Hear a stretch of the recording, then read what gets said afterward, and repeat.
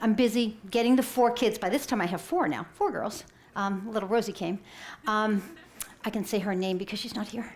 But anyway, I'm busy, I'm getting all the kids to school, and I come back and I feel like this pull to like sit down, which most people that know me know that I don't like to sit down. I just like get on to the next thing, or I'm doing.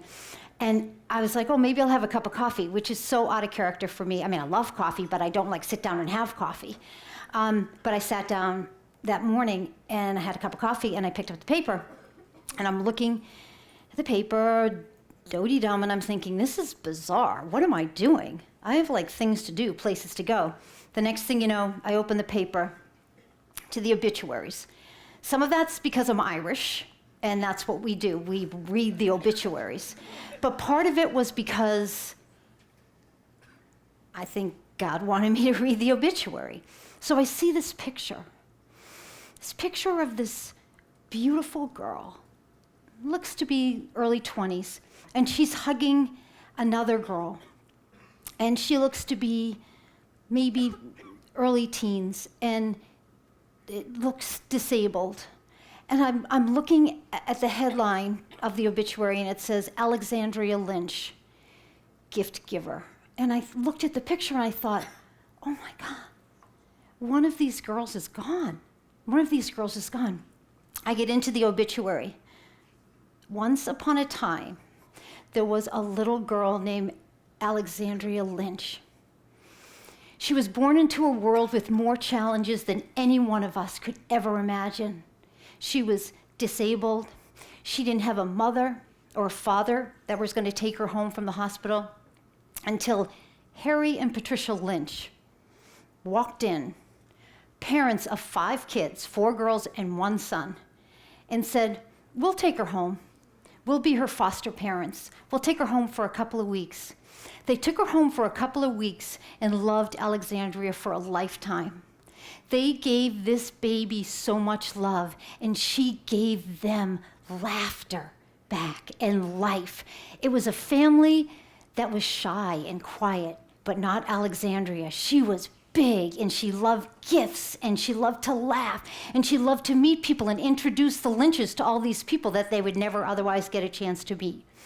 Well, we all know that in our families, maybe there's that one sibling that you kind of have a connection with.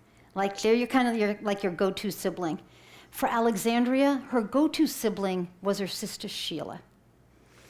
And Sheila went to Holy Cross, and when Alexandria and her sisters all went off to school, she would stay home with her brother Joseph, who seemed like just an awesome kid, and he would teach her math, and he would teach her how to bake, but she never learned traditionally. She only learned by doing, and that's why she could see God in everyone that she met, and that she could give people gifts that they never thought they had. And so, as it would turn out, as I read on in the obituary, Sheila, who would graduate from Holy Cross, was a scientist, and she went to Texas, and she went into the caves, and she was studying and doing some experiments in the caves, and then came out of the caves a couple of days later, after a couple of days, and didn't feel well. And the next thing you know, Sheila dies. So the 23-year-old Sheila dies. So I'm thinking, wait a minute. Sheila's dead. Now Alexandria's gone too? How could this be? Alexandria was so devastated when Sheila died. She was heartbroken. So what did Harry and Patricia do? They bought her a flower can, and they would take her to the cemetery.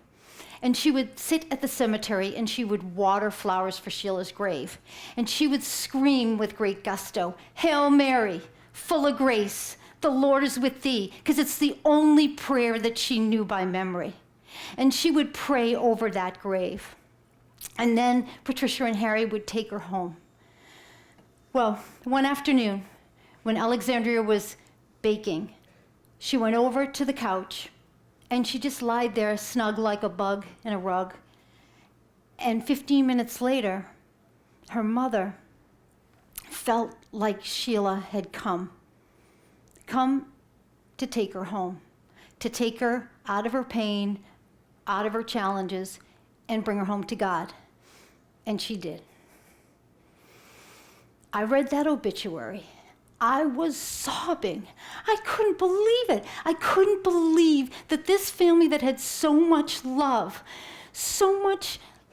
that they would have 5 kids and take in another, and then that they would lose one daughter like 14 months earlier, and then have Christmas right here, and now lose this daughter and be without 2 daughters.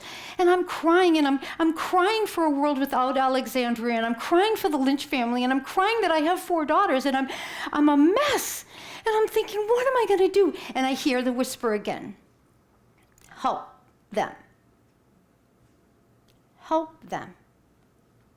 And I'm thinking, help me, help you, help me, help you, help them. So I thought, okay. I ran down to Staples and I Xeroxed that obituary hundreds of times. And I went out and I scattered it everywhere. And then I felt like I still wasn't reaching enough people. I wanted people to know the Lynch's story. I wanted them to know about Alexandria. I wanted them to pray for that family for Christmas. So I got home that night, put the kids to bed, and I wrote a story about the Lynches. And then I got it published in a newspaper. And then I took the newspaper and I wrapped it up again with a big red ribbon. I tend to repeat some of these themes. And I tossed it in the mail and I sent it to the Lynch family. I know it got there on Christmas Eve. The story got out. It went viral. People started writing to them. People started praying for them. And then I heard from the Lynches saying, you helped, all the prayers helped. And thinking about our family and praying for our family means so much. So, piece of bread, misfit sock, an obituary. Inspiration is all around us. We're all struggling. Everyone needs help. He's whispering, and he's listening, and he loves you. Think about listening to the whisper. What does it sound like?